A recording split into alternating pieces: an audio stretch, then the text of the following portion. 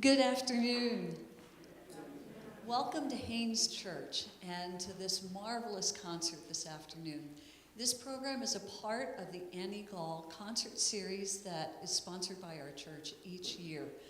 Each year we have several different performers from many different places and many different genres. And I have to say that this is a most interesting and unusual sort of program that I personally can't wait to enjoy. So I hope that you enjoy it as well. We are very pleased to welcome Matthew Coley. He had been at Kutztown University as the curator of percussion there and has now left to go back to Iowa to pursue other work there with the Heartland Marimba and with Ataraxia duo, who you will hear in just a few minutes. And Jennifer Ruggieri from Chicago area and freelance harpist, and what an interesting duo, isn't it? I think it's such wonderful instrumentation, so I know that you will enjoy it. Let me tell you just another thing or two about our church and about the concert series. If you need to use the restroom, you would go out into the hallway behind us and turn left, and the restrooms are on your right, men and women's restrooms there. And then also going in the same direction at the end of the concert, if you then take a right at the next entryway, you can join us for a reception. There is a lovely reception being held in honor of our guests and for all of you to enjoy. So we hope that you'll enjoy that with us at the end of the program. Also, as you leave today, there are offering plates at the entrances. We hope that you will help to support these programs. We depend on the offerings and the sponsorships of various patrons to allow us to continue to provide these programs. So those plates are at the entrances. Please be generous so that we can continue to offer them to our community and to invite wonderful performers as we have today. Now, later in the season, you will see several other performers, and they are listed on the back of your program. On February 9th, again at 3 o'clock, we're going to welcome the Berks Piano Quartet. And this is another program that I find really fascinating. It's a quartet of high schoolers who are basically virtuosi in their own right at a very young age, who have been recommended for the Berks Institute via their various piano teachers. And they meet together and work together with Jim Nair, their coach and director. And they do 8-hand piano on 2 separate pianos. So it will be really fascinating to see how they have arranged concert works and instrumental and orchestral showpieces to be played by 2 pianos and 4 players. So I think that will also be a really interesting concert. Then on March 23rd, Jill Haley will be here, and her program will center around her time in the national parks. And she does a program with oboe and piano and English horn, and has displays of some of the art and some of the photography that she has done in the national parks. So her music will accompany that video performance as well. And then each year, we end our season with the Conroe-Weiser High School Jazz Band and Choraleers. We love supporting our local youth. And so that concert is always the end of our season, and we're so pleased that they'll be able to be here again with us in May, on May 4th. So we hope that you enjoy the program today and that you'll be able to join us again in the future for some of these other programs as well. So without further ado, let me introduce to you Matthew Coley and Jennifer Ruggieri.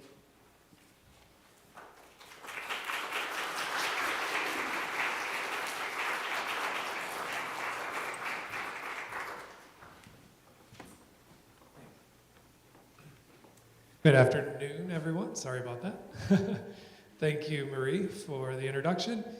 My name is Matthew Coley. This is Jennifer Ruggieri. We are the Ataraxia duo, and Ataraxia means a state of serene calmness. So last night we performed a concerto with the Berks Sinfonietta in Wyomissing, just down the road, and that piece was actually the reason we came together as a duo about 3 years ago to collaborate on that premiere, and here we are today. So we appreciate you joining us for the concert, and Haynes for hosting us. A couple of quick changes. We'll tell you more as we go through the program, but I want to just give you a heads up. We're going to do a cymbalum and harp set, and then we're going to take a break and move down here and do a marimba and harp set for you. So we will start with the Del Pari in Faconda by George Reuter, and then Ambient Resonances, the Ravel Habanera, and then we are going to do the Songs to Cymbal Lyra, which is my piece, Fourth. We won't be doing Nautilus today, but we're going to add some solos for you on the second half. And I'll tell you about the second half when we get there. So the only change here is there's no Nautilus, but we will move the Song to Cymbal Lyra up to number 4. And I'll talk a little bit more about that when we get there. So this instrument is called the cymbalum. It's Eastern European, mainly rooted there in Eastern Europe, Eastern European dulcimer. Very important in the traditional music of Hungary, Romania, Czechoslovakia, Moldova. And I fell in love with dulcimers in my early 20s. I'm trained as a percussionist originally, and one of my teachers also played this instrument, and this was actually his cymbalum. Christopher Dean passed away 3 years ago, and I was able to acquire this from the family, so it's a special instrument on multiple levels. But the piece we're going to do first is from the 18th century, and it's a Baroque piece of music that, lo and behold, actually featured a dulcimer that was an extended range, large instrument. So extended range meaning more notes and more octaves.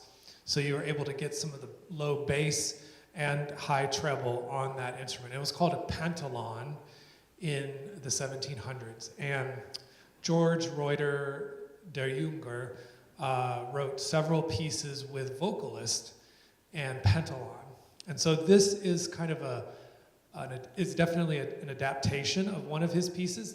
We're not going to have a singer swing in from the rafters or anything for this piece, but we've kind of taken it on as our own, and we had to do that a lot with this duo because there was no repertoire for this duo, because this is the first time this combination has ever existed. So you're going to hear a piece from the 18th century that was originally for singer, orchestra, and pentalon, and we've adapted it just for harp and cymbalum.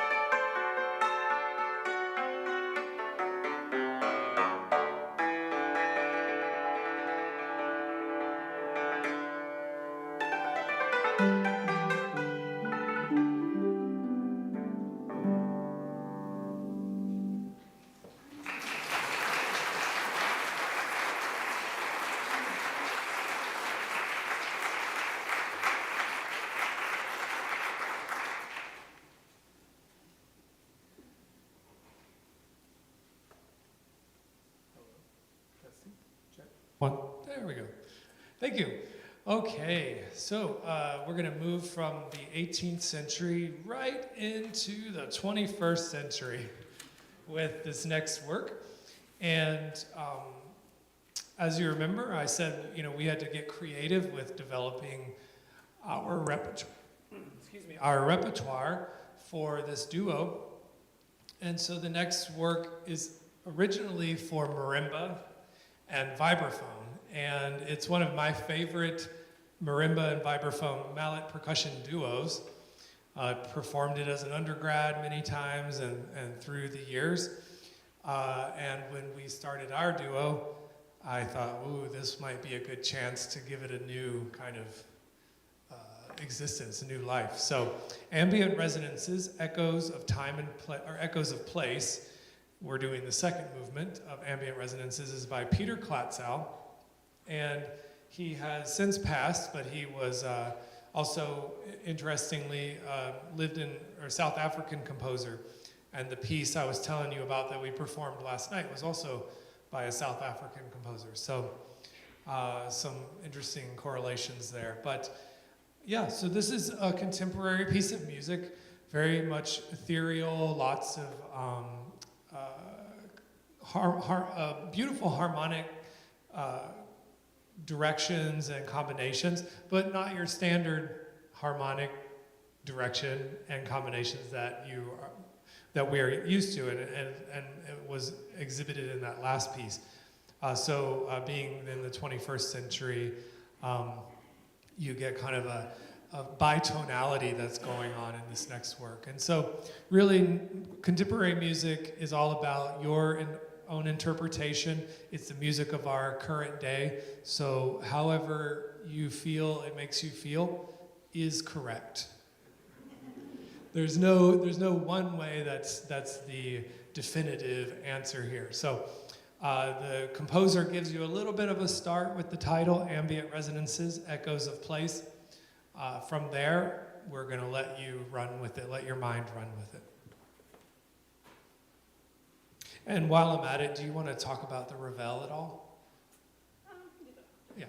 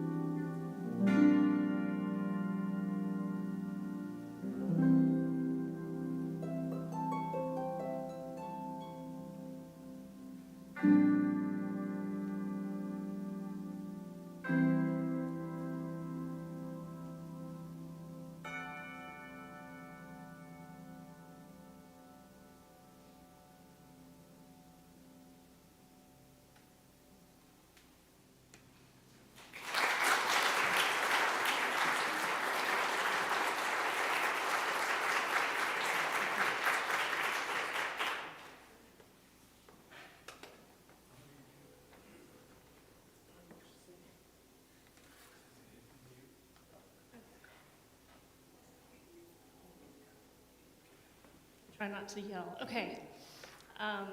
Thank you so much.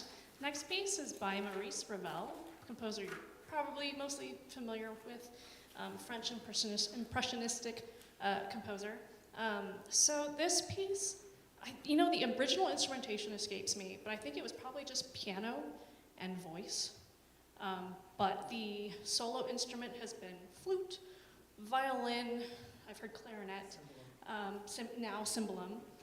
So pretty much anything in the range can work with this. And for the accompaniment, obviously piano, I've heard guitar, I've heard harp. I've played this with a flutist many times. And I thought this would be interesting, and it actually turned out better than I had expected. So this is Piece en Forme de Habanera by Maurice Ravel.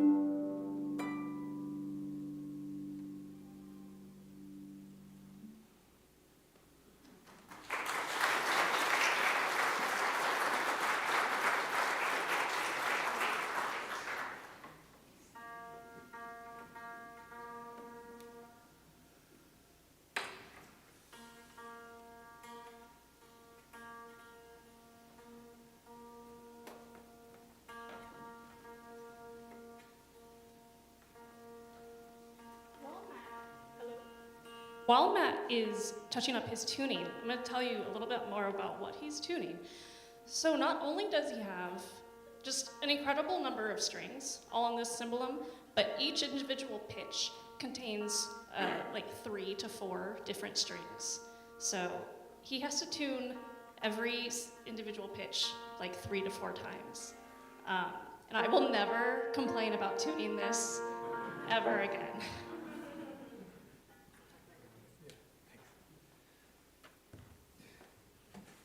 Yeah, she's, I should start. I had this certain concept in mind about the harp. I had never really worked closely with a harp player in settings other than being next to them in the orchestra for Britain's Young Person Guide to the Orchestra. You know, I had like the xylophone part and the harpist, a friend of yours, Michael, sitting right there, you know, and that's about as close as I had really ever come to kind of chatting about the harp. But then we started working together, and oh my gosh, everything I thought I knew about the harp was all wrong. Like, it's such an amazing instrument and so bizarre at the same time. It's just amazing. She's got 7 pedals that she's working with her feet that tune the whole set of strings up and down, or certain strings up and down, up or down a half step. And so they think about key signatures and tonality and all that very differently, I think, than just because of the mechanics of their instrument. And then the cymbalum is equally bizarre. Every octave it's not a mirror image like the piano. Every octave looks the same, right? 7 white keys and 5 black keys, 7 white keys, so on and so forth. It's all the same. Well, imagine if every note was in a different place in every octave on the piano. That's essentially what the cymbalum is. Every octave has a different arrangement, so it's a little bit of a Rubik's Cube to play. And so, but she tunes the harp. The harp tunes remarkably quick. 3 minutes. Yeah, 3 minutes. I was so surprised. And I'm like, I'll be here 20 minutes. This is going to take me about 20 minutes usually. But and the cymbalum's been on quite a ride from Iowa to here, so it gets a little finicky sometimes. But next up is a piece that I wrote. This is what I hope to be a collection of works. This is what I'm calling Born of Rare Resonance. It's Songs to Cymbalira number 1. And Cymbalira is a word that we made up when we were trying to think of a name for this duo. It's essentially a combination, it's a mashup of our instruments, the cymbal and the lyra. And so we think of it as our god, Cymbalira, or our Greek deity. Our goddess. Yeah, our goddess, yes. And so I'm writing songs to Cymbalira. And so song number 1 is called Born of Rare Resonance.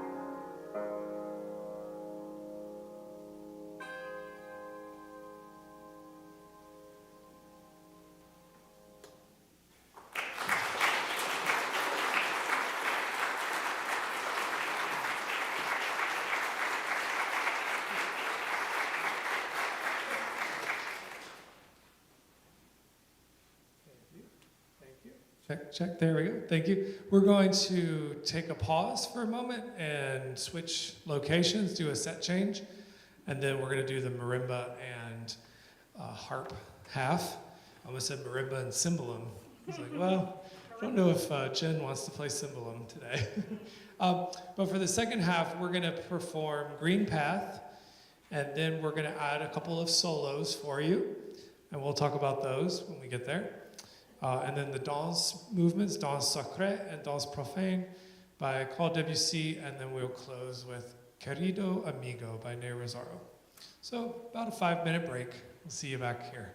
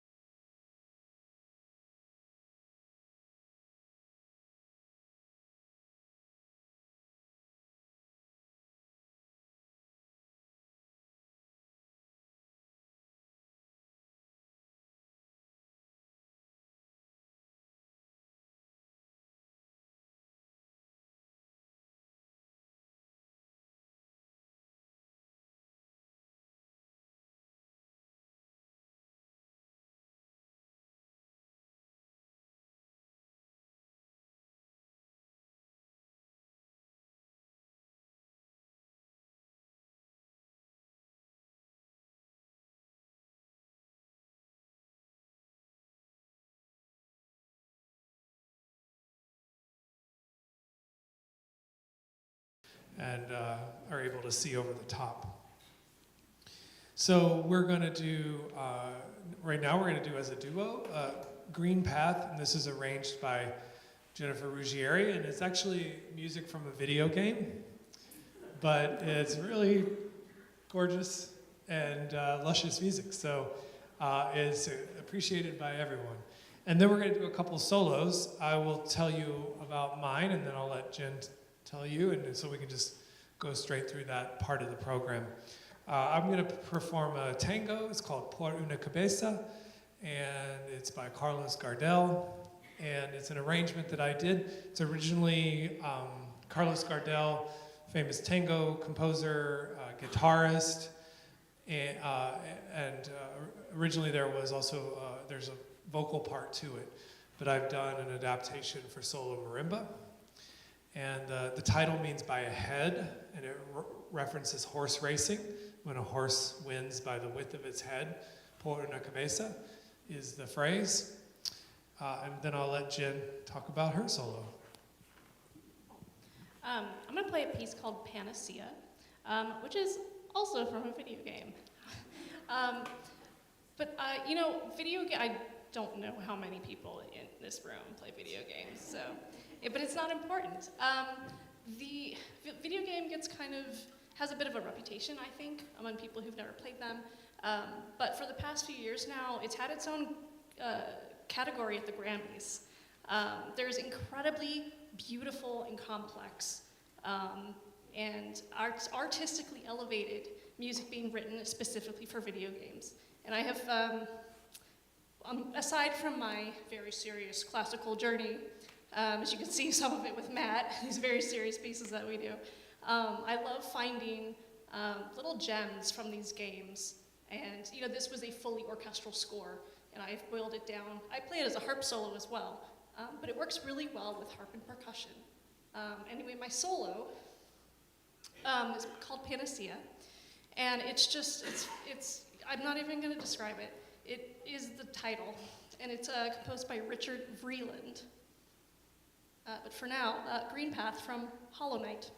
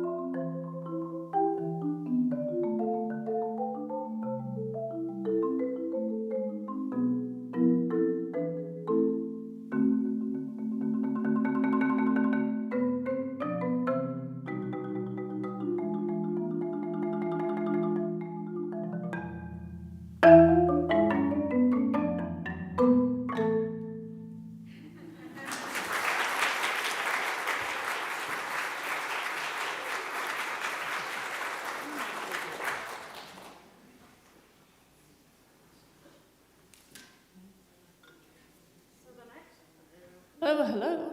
So the next piece is a harp concerto, so I guess I have to talk about it.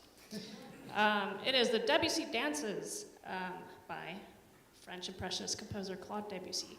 And it's a piece from 1904, and I think the most interesting thing about it is it was a commission by a harp maker, not the one who designed this. Early in the 20th century, they were trying to solve the problem of chromaticism for the harp. So our strings, if you're familiar with the piano, are essentially the white keys, and in the current, the modern pedal harp, the pedals change the white keys into black keys. But there was another, they were trying to make the chromatic harp, kind of the big harp that was going to be used in orchestras. And so the chromatic harp had more strings, and they came in from both sides, and they kind of crossed, so like it was like an X. And so each hand would have access to every single possible pitch that we would need. But it was very cumbersome. I've never actually played one. They do exist. I've only seen them in museums. So they did not take the orchestral world by storm. And so the double action pedal harp, which is what you see in orchestras today, is now our current standard. And so that piece was not written for this harp. It was written for the chromatic harp and has been arranged for the double action pedal harp. It was written for harp and strings. And so we're also not playing it with the right accompaniment. So we're playing, it's fully arranged. And I think we might be the first people to do this with harp and marimba. I've seen harp and vibraphone, harp and piano, but so playing lovely music that wasn't written for any of us.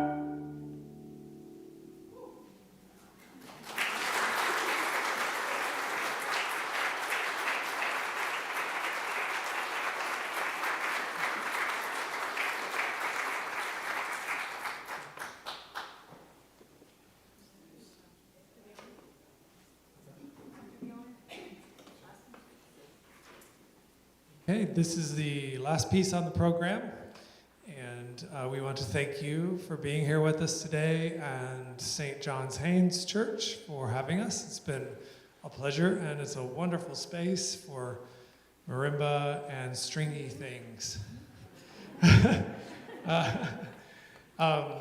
There's a reception afterwards. I have CDs for sale. You're welcome to check out the instruments. Come on up. We'll hang here for a bit if you have any questions. This last piece is by a percussionist, Ney Rosario, quite well-known marimba player in percussion land. He has wonderfully written a piece for marimba and harp. We didn't do anything to adapt this one. We just purchased it. It was great. So, querido amigo, my dear friend.